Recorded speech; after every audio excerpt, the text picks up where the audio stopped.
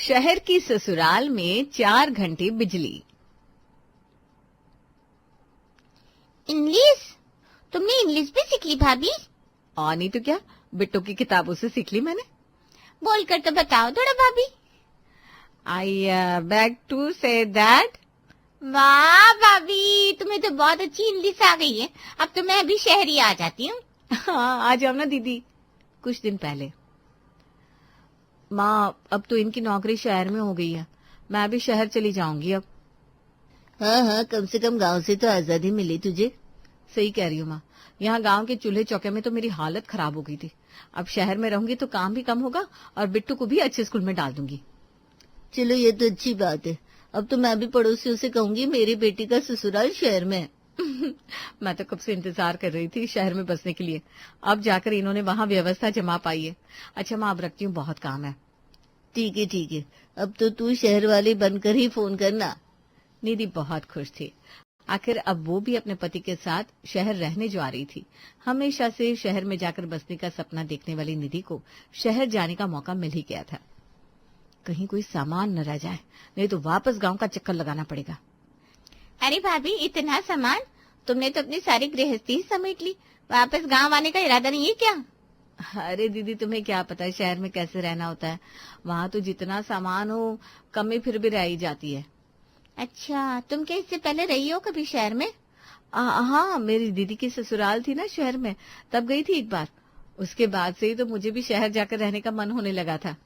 क्या बात है भाभी, इतना अच्छा लगता है क्या शहर में? अच्छा नहीं, बहुत अच्छा।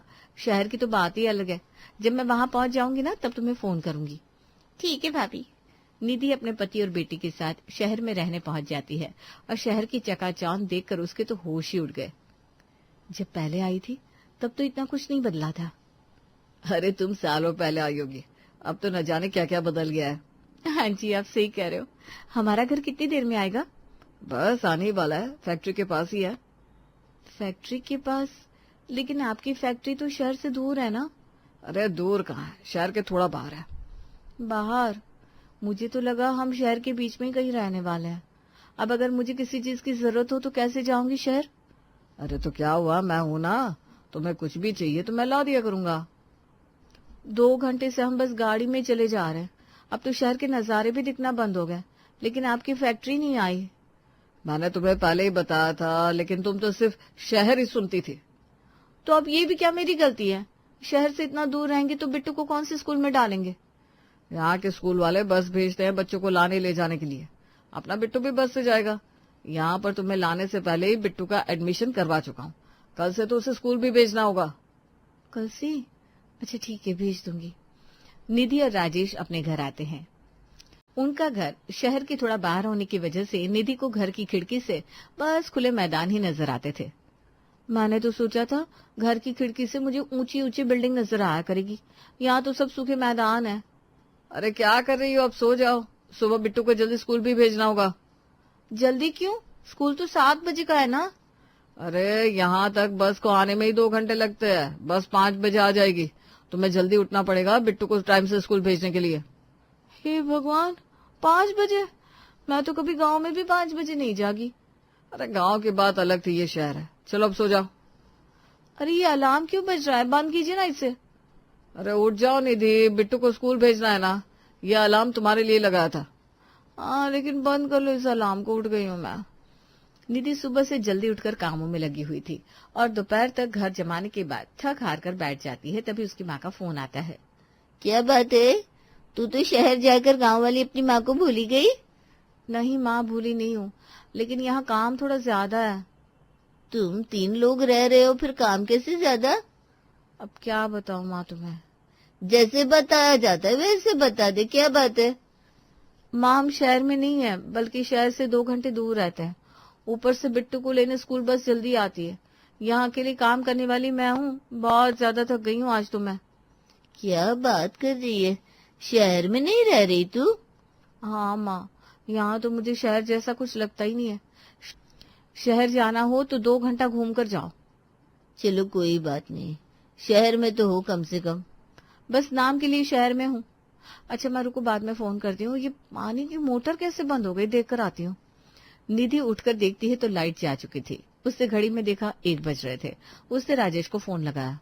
हेलो, यहाँ लाइट चली गई है। अरे वो मैं तुम्हें बताना भूल गया था, यहाँ पर 4 घंटे ही लाइट आती है दिन में। है? सिर्फ 4 घंटे? तो मैं काम कैसे करूंगी? तो क्या तुमने काम नहीं किया? अरे सुबह से व्यस्त ही तो थी, अभी मोटर चालू की, अब पानी कहाँ से आएगा? अरे यार, अब तुम एक काम करो, घर से थोड़ी दूर ही मंदिर के पास हैंडपंप लगा हुआ है, वहां से पानी भर कर ले आओ। ठीक है। निधि फोन रख देती है। उसे अब गुस्सा आने लगा था। ये भी कोई बात हुई? गांव में तो चल जाता था कि पानी बाहर से भर लिया, अब यहाँ भी बाल्टियां टांग कर जाऊं मैं? खैर, निधि पानी भरने पहुंच जाती है और देखती है वहां पर आसपास के घरों की काम वाली बाइयां भी पानी भर रही थी। अरे दीदी, लगता है अब नई नई आई हो। हाँ, कल ही आए हम लोग। शहर से आई हो या गांव से? गांव से आई हूँ। फिर ठीक है, आपको बिना लाइट के काम करने की आदत होगी, और ऐसे पानी भरना तो आपको आता ही होगा। अरे मेरे गांव वाले घर में इससे ज्यादा लाइट रहती थी। क्या बात है, पर गांव छोड़कर शहर क्यों आ गई? तुमसे मतलब? तुम पानी भरो ना।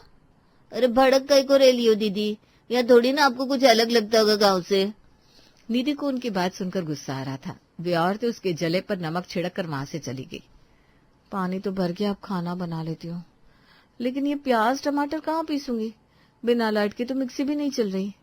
निधि सिलबट्टे पर प्याज टमाटर पीस कर खाना बनाती है और फिर खिड़की के पास जाती है। हे भगवान, कितनी गर्मी लग रही है।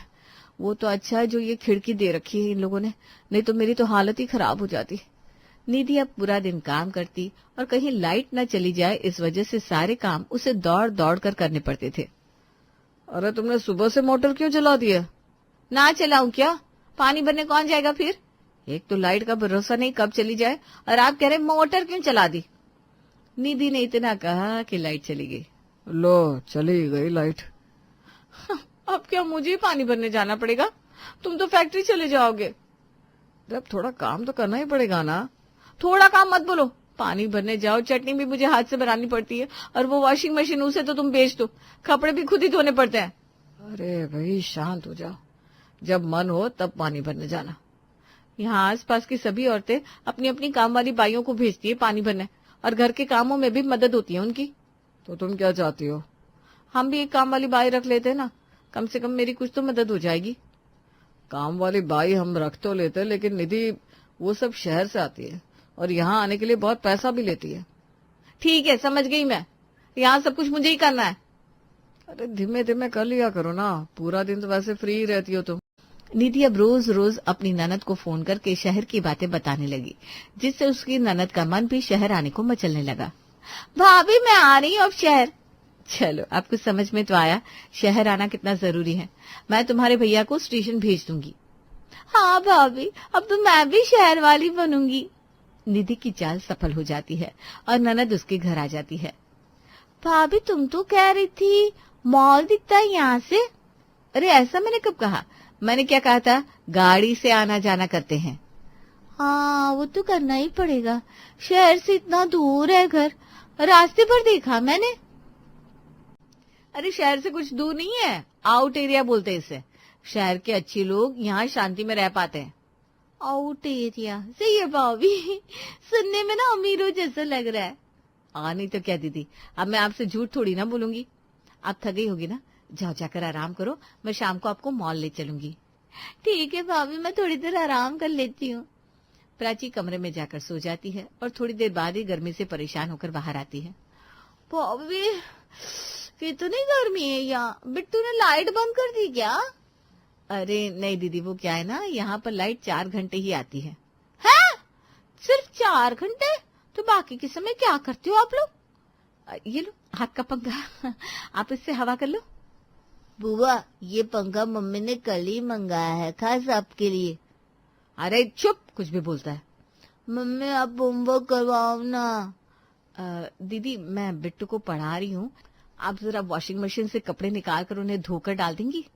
हाँ हाँ भाभी, क्यों नहीं। प्राची कपड़े धोने जाती है और देखती है कि पानी खत्म हो चुका है।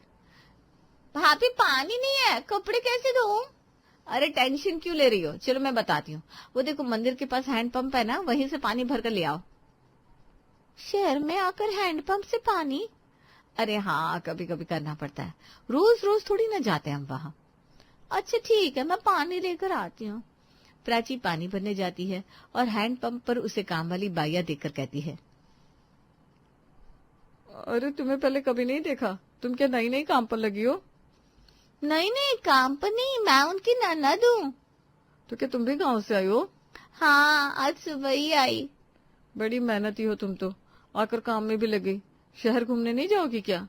जाएंगी ना, भाभी शाम को मॉल लेकर जाएंगी। शाम को मॉल?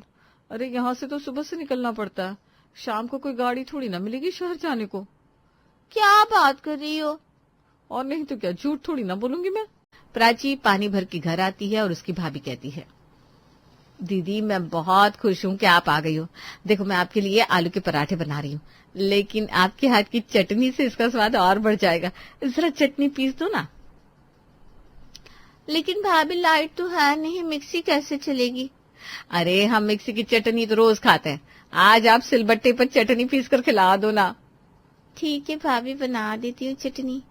निधि अपनी ननद को काम में लगाकर खिड़की के पास बैठी हुई हवा खा रही थी। कितना सुकून है अब, इतने टाइम से अकेले काम कर करके मैं तो थक चुकी थी। ये कैसा शहर का रहना हुआ भला, न लाइट न पानी, और कहने को शहर है बस। दीदी मैं क्या कह रही थी, आप मुझसे ज्यादा पढ़ी लिखी हो तो जरा बिट्टू को भी देख लो ना। लेकिन आपने तो करा दिया ना उसका होमवर्क। हाँ मैंने करा दिया, लेकिन तुम भी देख लिया करो ना, अब उसकी किताबों से ही तो इंग्लिश सीखी है मैंने। लेकिन यहाँ तो सब हिंदी में ही बात करते हैं। अरे तुम मॉल नहीं जाओगी क्या? वहां तो अंदर जाने के लिए भी इंग्लिश बोलनी पड़ती है, और किटी पार्टी में भी सब इंग्लिश में ही बात करते हैं। अच्छा, फिर तो बहुत टाइम लगेगा मुझे सीखने में। अरे कोई ज्यादा टाइम नहीं लगेगा, वो तो तुम रोज बिट्टू को पढ़ाओगी ना तो अपने आप सीख जाओगी। सही है, मैं भी इंग्लिश सीख लूंगी, फिर किटी पार्टी में जाऊंगी। प्राची किटी पार्टी और मॉल जाने को लेकर मन ही मन खुश होकर काम किए जा रही थी। वहीं उसकी भाभी निधि को अब आराम करने का समय मिल गया था। भाभी अब तो 1 महीना हो गया, ना तुम मॉल ले गई, ना पार्लर, ना शहर, ना कोई किटी पार्टी हुई हमारी। अरे दीदी सब लोग ना बहुत बिजी हैं, यहाँ शहर में किसी के पास इतना समय थोड़ी ना होता है कि पूरा दिन मॉल में ही रहे। अच्छा ऐसा क्या? फिर आज हम मॉल ही चले क्या? लेकिन अभी तो आपकी इंग्लिश सीखनी बाकी है ना। अरे मैं कुछ बोलूंगी नहीं वहाँ। अरे दीदी तुम बोलोगी नहीं तो अंदर आने भी नहीं देंगे मॉल में तुम्हें। इंग्लिश सीखो और आराम से रहो आप तो। ठीक है दीदी, समझ गई। अभी कितनी इंग्लिश बाकी है? अगले दिन प्राची अपना सामान लेकर खड़ी थी। क्या हुआ दीदी, कहीं जा रही हो? हाँ भाभी, घर की बहुत याद आ रही है, अब तो माँ के पास जाना है। अरे दीदी अभी तो आपने शहर घूमा भी नहीं, आज मैं आपको मॉल ही ले जाने वाली थी। कोई बात नहीं भाभी, आप ही घूमो, आप शहर वाली हो, मुझे तो घर जाना है बस। अरे लेकिन इतनी जल्दी जा रही हो, तुम्हारे भैया क्या सोचेंगे? मेरी बात हो गई भैया से, वो तो गाड़ी लाने गए हैं। अच्छा आप जा रही हो, मुझे आपकी बहुत याद आएगी। कोई बात नहीं भाभी, आपकी सहेलियां ना यहाँ, उनके साथ किटी पार्टी कर लीजिएगा। प्राची अपने घर गांव वापस लौट जाती है और अपने कमरे का पंखा चलाकर बैठ जाती है। कम से कम यहाँ लाइट तो आती है, शहर में तो वो भी देखने को नहीं मिलती। 1 महीने में तो पानी भर भर के कमर टूट गई मेरी। माँ से ही कहती थी, दूर के ढोल सुहावने लगते हैं। देखा, हर खुशी में नजर लगानी होती है ना, खुद तो जीती नहीं है, हमें भी जीने नहीं देंगी, बजट बिगड़ता है, कंजूस कहीं की। सच में भाभी, इस घर में ना सांस लेना भी मुश्किल है। मैं ऑफिस से थक कर आऊं फिर भी ताने सुनने पड़ते हैं। मैं तो कहती हूँ इनसे अलग रहना ही बेटर है, कम से कम अपनी मर्जी से खा पी तो सकेंगे। मैं कमाती हूँ फिर भी यहाँ दब कर रहना पड़ता है। हाँ पता है तो कमाती है, पर कमाई का रोब मत दिखा। घर का काम तो हम भी करते हैं, बस फर्क इतना है तेरी सैलरी आती है, हम मेहनत फ्री के करते हैं। मैंने रौब नहीं दिखाया भाभी, बस हकीकत बोल रही हूँ। जॉइंट फैमिली का ड्रामा अब मुझसे नहीं झेला जाता। दोनों देवरानियों ने राधा की बुराई तो की, लेकिन अंत में आपस में भी उलझ पड़ी। तीनों के दिल में अब एक ही बात थी, साथ रहने से अच्छा है अलग हो जाना। अगले दिन सुबह किचन में गैस के चारों बर्नर जल रहे थे और तीनों अलग अलग कढ़ाइयां चढ़ी हुई थी। तीनों बहुएं खाना बना रही थी। वो आज फिर लेट हो गया। विकी को तो आलू मेथी ही खानी आज, कल रात ही बोलकर सोए थे। नीलू भाभी, जरा वो नमक का डिब्बा पास करना। 1 मिनट सोना, पहले मैं ये भरवा शिमला मिर्च ढक दूं, मेरे बच्चों को बस यही पसंद है और इनके पापा को भी। अगर टिंडा या लौकी बना दी तो थाली फेंक देंगे। और हाँ, बच्चों के लिए अलग से आलू फ्राई भी तो बनाने हैं अभी। तभी राधा जो आटा गूंथ रही थी वो आती है। गैस पर चढ़े 3-3 बर्तनों को देखकर सिर पकड़ लेती है। ये क्या तमाशा लगा रखा है तुम दोनों ने? एक गैस पर आलू मेथी, दूसरे पर शिमला मिर्च, तीसरे पर आलू फ्राई। हम कोई ढाबा चला रहे हैं क्या? अरे 4-4 सब्जियां बनाने की क्या जरूरत है? कोई एक सब्जी बना लो, उसी से सब खा लेंगे। भाभी अब फिर शुरू हो गई। अब सबकी पसंद अलग है तो क्या करे? अब क्या हम यहाँ अपनी पसंद का खाना भी ना खिलाएं अपने बच्चों को? हम यहाँ घुट घुट कर नहीं जी सकते। अरे इसमें घुटने वाली क्या बात है नीलू, घर ऐसे ही चलता है। एक सब्जी बनेगी तो बजट भी कंट्रोल में रहेगा और समय भी बचेगा। और बच्चों का क्या है, आज नखरे कर रहा है, कल को आदत पड़ जाएगी। सबको सब कुछ खाना आना चाहिए। भाभी प्लीज, मैं कमाती हूँ तो कम से कम अपनी पसंद का खाना तो खा ही सकती हूँ ना। आप अपनी एक सब्जी वाली थ्योरी अपने पास रखिए। मुझे विकी के लिए आलू मेथी बनानी है और मैं बनाऊंगी। हद है, मैं दीवार से सिर फोड़ रही हूँ, गैस बर्बाद हो रही है, तेल मसाले उड़ रहे हैं और तुम लोगों को लग रहा है ये फ्रीडम है। ठीक है, बनाओ, 4 क्या 10 सब्जियां बनाओ। राधा गुस्से में पैर पटकती हुई किचन से बाहर चली जाती है। ये तीनों अब साथ रहकर भी साथ नहीं थी। खाना बनाकर नीलू और सोनम ने खाना सबको सर्व कर दिया। फिर सोनम ऑफिस चली गई। रात के 8:30 बजे घर के सभी मर्द हॉल में बैठकर टीवी देख रहे थे। राधा और नीलू ने मिलकर रात का खाना बना लिया था। तभी सोनम ऑफिस से लौटी। वो बहुत थकी हुई लग रही थी। उसने अपना बैग सोफे पर पटका और पानी पीने लगी। आ गई सोनम, खाना तैयार है। जा जल्दी से हाथ मुंह धो ले और डाइनिंग टेबल पर खाना लगा दे, हम रोटियां सेक रहे हैं। ये सुनते ही सोनम का सब्र का बांध टूट गया। दिन भर की थकान और ऑफिस का स्ट्रेस एक साथ बाहर आ गया। क्या खाना लगा दूं? भाभी मैं अभी ऑफिस से मर खप कर आ रही हूँ, आते ही मुझे काम बता दिया। आप और नीलू भाभी तो घर पर थी ना, तो टेबल नहीं लगा सकती थी? मतलब मैं बाहर भी खटू और घर आकर भी खटू? मैं इंसान हूँ या मशीन? अरे सोनम चिल्ला क्यों रही है? हम भी सुबह से काम कर रहे हैं, खाना बनाया हमने, तू तो बस परोसने का काम करेगी, वो भी नहीं कर सकती। अगर मैं अकेली रहती ना तो ये नौबत ही नहीं आती। कम से कम अपनी मर्जी से खाती, अपनी मर्जी से सोती। यहाँ तो ये करो वो करो की लिस्ट कभी खत्म ही नहीं होती। सोनम ये क्या बात हुई? अरे भाई घर के काम मिलजुल कर ही होते हैं ना। सुन रहे हैं आप? मुझे नहीं रहना यहाँ। रोज रोज की किचकिच, रोज का कलेश। मेरी सैलरी भी इसी घर में खर्च हो जाती है और शांति भी नहीं मिलती। मुझे मेरा अलग घर चाहिए जहाँ मैं चैन से रह सकूं। सही कह रही है सोनम, मैं भी तंग आ गई हूँ। राधा भाभी की रोक टोक और कंजूसी से मेरा दम घुटता है। सुनिए जी, हमें भी अपना अलग देखना पड़ेगा। बच्चों को उनकी पसंद का खिलाने पर भी यहाँ ताने मिलते हैं भाई। अच्छा, तो मैं बुरी हो गई। तुम लोगों को जोड़कर रखने की कोशिश कर रही थी और तुम मुझे विलन बना रही हो। देख लीजिए मोहन जी, अब पानी सिर से ऊपर चला गया है। रोज रोज की बेइज्जती मुझसे नहीं सही जाती। अगर इन्हें अलग होना है तो हम भी अकेले खुश रहेंगे। तो तुम तीनों ने फैसला कर ही लिया है, ठीक है। रोज रोज की महाभारत से तो अच्छा है कि अलग ही हो जाओ। हाँ भैया, हम भी देख रहे हैं घर में शांति नहीं बची। अलग रहेंगे तो शायद प्यार बचा रहे।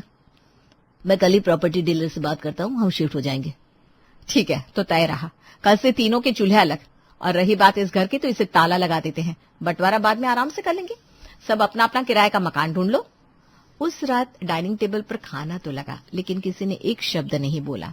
परिवार टूट चुका था। एक हफ्ते में ही तीनों भाइयों ने अपने लिए अलग अलग फ्लैट खोज लिया और वहां शिफ्ट हो गए। अब वे लोग अलग रहते थे। 2 दिन बीत चुके थे। सुबह के 7:30 बजे मोहल्ले में म्यूनिसिपालिटी की गाड़ी आई। गली के दाईं तरफ वाले पीले रंग के मकान का दरवाजा खुला। राधा हाथ में कचरे की बाल्टी लेकर बाहर निकली। आहा, कितनी शांति है यहाँ। ना किसी की चिक चिक, ना किचकिच। अकेले रहने का सुकून ही अलग है। तभी ठीक सामने वाले 2 मंजिला के फर्स्ट फ्लोर की बालकनी का दरवाजा खुला। वहां नीलू अपनी फैंसी नाइट गाउन में कचरे का पैकेट लेकर खड़ी थी। वो नीचे कचरे वाली गाड़ी को आवाज देने ही वाली थी कि उसकी नजर सामने खड़ी राधा पर पड़ी। और उसी वक्त बगल वाले ग्राउंड फ्लोर के फ्लैट से सोनम, जो ऑफिस जाने की जल्दी में थी, कचरे का थैला लेकर दौड़ती हुई बाहर आई। भैया रुको, मेरा भी ले लो। जैसे ही कचरा डालने के लिए तीनों गाड़ी के पास पहुंची, राधा ने नीलू को देखा, नीलू ने सोनम को देखा और सोनम ने अपनी दोनों जिठानी को देखा। समय जैसे वहीं रुक गया। हे भगवान, ये क्या मनहूसियत है। मैंने इतना महंगा घर लिया और पड़ोसी मिली तो कौन? वही राधा भाभी। मतलब यहाँ भी बजट का लेक्चर सुनना पड़ेगा। ओ नो, ये दोनों यहाँ क्या कर रही है? मुझे लगा था मैं इनसे दूर आ गई हूँ। ये इत्तेफाक नहीं है, साजिश है भगवान की। अब अगर मैं ऑफिस लेट हुई तो फिर ताने मिलेंगे। लो आ गई आफत। सोचा था शांति से रहूंगी, पर ये दोनों यहाँ भी पीछा नहीं छोड़ रही। अब पूरे मोहल्ले में मेरी बुराई करेंगी। तीनों के बीच एक शब्द भी नहीं बोला गया। उन्होंने एक दूसरे को देखा जैसे वो अजनबी हो। तीनों ने कचरा डाला और फिर तीनों ने एक साथ मुंह फेरा और अपने अपने दरवाजे जोर से बंद कर लिए। किस्मत का खेल तो देखिए, वो तीनों शहर के अलग अलग कोने में जाने का सोच रही थी, लेकिन एक ही मोहल्ले में आ गई। अब वो एक ही गली की 3 अलग अलग छतों के नीचे थी। अगले दिन राधा आज मंदिर जाने के लिए निकली। उसने अपनी वही पुरानी हल्की नीले रंग की सूती साड़ी पहनी थी। उसे देखकर मिसेस शर्मा ने कहा, अरे आप ही वो नई किराएदार है ना जो 4 नंबर वाले मकान में आई है? राधा नाम है क्या आपका? हाँ जी नमस्ते, मैं ही हूँ, मंदिर जा रही थी। अच्छा, बस एक बात को राधा जी बुरा मत मानिएगा, हमारे इस मोहल्ले में ना औरतें शाम को पार्टी करती हैं, पार्क जाती हैं, हमेशा अच्छे से रहती हैं। अब मुझे देख लीजिए, मैंने जो साड़ी पहनी है वो पूरी सिल्क की है, और आप ना बिल्कुल बाई जैसी लग रही है इस हुलिये में। अरे मोहल्ला बदला है, जरा अपना हुलिया भी तो बदलिए। जी, ये मेरी फेवरेट साड़ी है और काफी कंफर्टेबल भी है। कंफर्ट अपनी जगह, स्टेटस अपनी जगह। राधा जी, आपकी पति की कमाई कम है क्या? वो आपको खर्चे के लिए पैसे नहीं देते? देखिए, अगर पैसों की दिक्कत हो तो बताइएगा, मैं हेल्प कर दूंगी। मिसेस शर्मा हंसते हुए अपने घर के अंदर चली गई, लेकिन राधा के दिल पर जैसे किसी ने हथौड़ा मार दिया हो। उसका चेहरा शर्म से लाल हो गया। उसे तुरंत नीलू की वो कड़वी बात याद आ गई, समाज में इज्जत कपड़ों से होती है भाभी। राधा घर लौटी, वो सीधे मोहन के पास गई और कहा, सुनिए, मुझे पैसे चाहिए अभी के अभी। पैसे? अभी तो परसों दिए थे घर खर्च के लिए, क्या हुआ? सब ठीक तो है? कुछ ठीक नहीं है, मुझे शॉपिंग पर जाना है। मुझे नई साड़ियां चाहिए, वो भी अच्छी वाली, ब्रांडेड, और सैंडल भी चाहिए। अरे पर तुम तो कहती थी सादगी अच्छी है। नीलू को कितना लेक्चर देती थी तुम? हाँ देती थी, पर मैं गलत थी। नीलू सही कहती थी, इस दुनिया में सादगी की कोई कदर नहीं है। आज पड़ोसन ने मुझे बाई समझा, उसने मेरी बेइज्जती की। मुझे नहीं रहना ऐसे, मुझे भी अच्छे कपड़े पहनने ताकि कोई उंगली ना उठा सके। लाइए पैसे। मोहन ने चुपचाप पर्स निकालकर राधा के हाथ में रख दिया। राधा पैसे मुट्ठी में भीज कर रोने लगी। उससे आज एहसास हुआ कि नीलू भी गलत नहीं थी। उधर कुछ दिन बाद शाम को नीलू के घर में एक अलग ही ड्रामा चल रहा था। नीलू डाइनिंग टेबल पर बैठी बिजली का बिल और किराने की लिस्ट जोड़ रही थी। कैलकुलेटर पर आंकड़े देखकर उसके पसीने छूट रहे थे। हे भगवान, अभी तो महीना आधा भी नहीं हुआ और अकाउंट खाली होने वाला है। जॉइंट फैमिली में पता ही नहीं चलता था राशन कब आया कब खत्म हुआ। राधा भाभी कैसे मैनेज करती थी इतने कम में? तभी बच्चे डाइनिंग टेबल पर आए। ये क्या मम्मी, बस पालक पनीर और कुछ नहीं? फ्राई आलू का है, रायता का है? हाँ मम्मी, मुझे पालक नहीं खानी, मुझे वो वाली पनीर चाहिए जो रेड ग्रेवी में होती है। ये हरी वाली अच्छी नहीं लग रही, मैं ना खाऊंगी। पिज्जा मंगा दो। चुप, एकदम चुप, कोई पिज्जा नहीं आएगा। जो बनाए चुपचाप खा लो। अरे नीलू, क्यों डांट रही है बच्चों को? बना देती ना कुछ और। तुम्हें तो शौक था ना अलग घर में हम रोज दावत करेंगे, अब क्या हुआ? एक ही सब्जी। राधा भाभी कहती थी तो तुम चिढ़ती थी, 4 क्यों नहीं बनाने देती? अब तुम क्या कर रही हो? समीर, मजाक मत उड़ाओ। तुम्हें पता है सब्जियां कितनी महंगी हो गई है, और गैस। अगर मैं रोज 4 डिश बनाऊंगी तो महीने के आखिर में हम हवा खाएंगे, हवा। बजट बिगड़ रहा है समीर। पर मम्मी आप ही तो कहती थी हम जब अलग रहेंगे तो रोज मैं तुम सबकी पसंद का अलग अलग खाना बनाऊंगी। बेटी की इस बात ने नीलू को आईना दिखा दिया। उसे राधा भाभी का वो चेहरा याद आ गया जब वो समझाती थी, एक सब्जी बनाओ, बच्चे सब खाना सीखेंगे, बजट कंट्रोल में रहेगा। हाँ बेटा, मैं कहती थी पर मैं गलत थी। तुम्हारी बड़ी ताई जी सही थी, घर चलाने के लिए डिसिप्लिन जरूरी है। चुपचाप पालक खा लो, हरी सब्जियां सेहत के लिए अच्छी होती। अगर हमने नखरे किए तो भूखे रहने की नौबत आ जाएगी। बच्चों ने बेमन से खाना शुरू किया। नीलू ने अपनी प्लेट में पालक लिया, लेकिन निवाला गले से नीचे नहीं उतर रहा था। उससे आज राधा भाभी की वो कंजूसी अब समझदारी लग रही थी। चलिए अब जरा सोनम का हाल भी जान लेते हैं। सुबह के 8:30 बज रहे थे। सोनम के नए फ्लैट में ऐसा लग रहा था जैसे कोई तूफान आया हो। सोफे पर कपड़े बिखरे थे, डाइनिंग टेबल पर जूठे कप रखे थे और किचन से जलने की हल्की बास आ रही थी। विकी, टिल्लू के जूते कहाँ हैं? स्कूल बस आने वाली है। और तुमने मेरा टिफिन पैक किया कि नहीं? अरे यार सोनम, मेरी ब्लू शर्ट प्रेस नहीं है क्या? मुझे आज प्रेजेंटेशन देनी है और टिफिन वो बना नहीं है क्या अभी तक? क्या खाऊंगा? तो मैं क्या करूं? मैं ऑफिस के लिए लेट हो रही हूँ। टिल्लू रो रहा है क्योंकि उसका होमवर्क नहीं हुआ। तुम थोड़ी हेल्प नहीं कर सकते? अरे मुझे खुद लेट हो रहा है। पुराने घर में तो कभी ये दिक्कत होती नहीं थी। मेरी शर्ट हमेशा प्रेस मिलती थी, नाश्ता टेबल पर रहता था, नीलू भाभी बच्चों को देख लेती थी, राधा भाभी किचन संभाल लेती थी, तुम तो बस तैयार होकर निकल जाती थी। विक्की की इस बात ने सोनम को जोरदार झटका दिया। उसकी आंखों के सामने पुराना घर घूम गया। राधा भाभी सुबह सुबह चाय दे रही है, नीलू भाभी टिल्लू को मोजे पहना रही है और सोनम आराम से बैठकर न्यूज़पेपर पढ़ रही है। हाँ विक्की, तुम सही कह रहे हो। मुझे लगता था मैं सुपर वुमन हूँ, घर और ऑफिस दोनों मैनेज कर लूंगी। पर सच तो ये कि मेरा आधा बोझ उन दोनों ने उठा रखा था। मैं तो बस अपनी सैलरी पर इतरा रही थी। सोनम की आंखों से आंसू निकल आया। आजादी मिल गई थी, लेकिन सुकून छिन गया था। उसने जल्दी जल्दी ब्रेड पर जैम लगाया और टिल्लू के हाथ में थमाया। आज उसका टिफिन खाली था और दिल भरा हुआ था। वो ऑफिस चली गई। इसी तरह तीनों बहुओं को एहसास था कि साथ रहने के कितने फायदे थे। अगले दिन सुबह के 10 बजे सब्जी वाले ने आवाज लगाई, आलू ले लो, ताजी मेथी ले लो, लौकी ले लो। सबसे पहले नीलू बाहर आई। उसके हाथ में एक छोटी थैली थी। उसके पीछे राधा निकली, जिसने आज एक थोड़ी अच्छी साड़ी पहन रखी थी, और दौड़ती भागती सोनम भी आ गई, जो आज वर्क फ्रॉम होम कर रही थी। अरे मैडम जी, आज तो तीनों देवियां एक साथ, क्या तो बताइए। भैया 1 किलो लौकी दे दो और आधा किलो पालक। राधा और सोनम ने हैरान होकर नीलू को देखा। नीलू, जो कभी आलू पनीर के नीचे बात ही नहीं करती थी, आज लौकी खरीद रही थी। लौकी? नीलू, तबीयत तो ठीक है ना? बच्चे खा लेंगे? खाना पड़ेगा भाभी, बजट भी तो देखना है। अब सही कहती थी, हरी सब्जियां जरूरी है। बच्चे नखरे कर रहे थे पर अब लाइन पर आ रहे हैं। राधा भाभी, आप ये नई साड़ी बड़ी जच रही है आप पर। हाँ, वो वैसे शर्मा ने टोक दिया था उस दिन। मुझे समझ में आया तुम लोग गलत नहीं थे। थोड़ा बहुत रहन सहन तो बदलना ही पड़ता है जमाने के साथ। और मैं तो आज YouTube देखकर दाल बनाई हूँ। पता चला खाना बनाना कोई बच्चों का खेल नहीं है। भाभी, मुझे आप दोनों की बहुत याद आती है सुबह सुबह। इसी बात पर तीनों जोर से हंस पड़ी। वो हंसी जो बहुत दिनों से कहीं खो गई थी। सब्जी खरीदने के बाद कोई अपने घर नहीं गया। तीनों राधा के आंगन में ही चेयर डालकर बैठ गईं। राधा ने अदरक वाली चाय बनाई।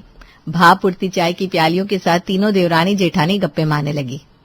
भाभी सच बताऊं, अलग होकर मुझे लगा था मैं रानी बन जाऊंगी, पर यहाँ तो घर के काम खत्म ही नहीं होते, ऊपर से इतने खर्चे, बाप रे। हाँ ना, और मुझे लगता था मैं ही घर चला रही हूँ, पर रौनक तो तुम दोनों से थी। तुम्हारे फैशन और सोनम की मॉडर्न बातों से घर जिंदा लगता था। अब शांति तो है, पर वो सन्नाटा चुभता है। मैं तो भाग दौड़ की जिंदगी से थकी गई हूँ। हाँ भाभी, अब से हम एक दूसरे को स्पेस भी देंगे और जरूरत पड़ने पर साथ भी खड़े रहेंगे। जैसे आज शाम का खाना मेरे घर खा लेना। मैंने लौकी बनाई है पर टेस्टी है। तीनों फिर खिलखिलाकर हंस पड़ी। शाम को जब तीनों भाई काम से लौटे तो गली के मोड़ पर मिल गए। तीनों के चेहरे लटके हुए थे। उन्हें लगा घर जाकर फिर वही शिकायतों का पिटारा सुनने को मिलेगा। भैया, मुझे तो घर जाने में डर लग रहा है। नीलू रोज बजट का रोना रोती है। मेरी तो हालत मत पूछो। घर कम कबाड़ खाना ज्यादा लगता है। सोनम तो पागल हो गई है काम के प्रेशर में। डरते डरते वो लोग घर पहुंचे, लेकिन वहां नजारा कुछ और था। तीनों बहुएं नीलू के घर के बाहर आंगन में बैठी थी। बच्चे खेल रहे थे और अंदर से बढ़िया खाने की खुशबू आ रही थी। मैं ये सपना देख रहा हूँ या सच है? ये तीनों साथ में और हंस भी रही हैं। अरे वाह, नीलू के हाथ में लौकी की सब्जी है और वो मुस्कुरा रही है। चमत्कार है भैया। लगता है अलग होने का फॉर्मूला काम कर गया भैया। इनको एक दूसरे की वैल्यू समझ में आ गई। तीनों भाइयों ने सुकून की सांस ली। आज उन्हें किसी को समझाना नहीं पड़ा। आज घर वाकई घर लग रहा था। 1 महीना बीत चुका था। वो तीनों अब भी अलग अलग घरों में रह रही थी, लेकिन उनकी जिंदगी अब जॉइंट थी। सुबह सोनम जब ऑफिस जाती तो अपना टिफिन राधा भाभी से ले जाती। शाम को नीलू बच्चों को पढ़ाती तो राधा के बच्चे भी वहीं होते। इसी तरह उन्होंने साबित कर दिया कि कभी कभी रिश्तों को सुलझाने के लिए थोड़ी दूरियां जरूरी होती है। अलग होकर ही सही, पर अब वो पूरे थे।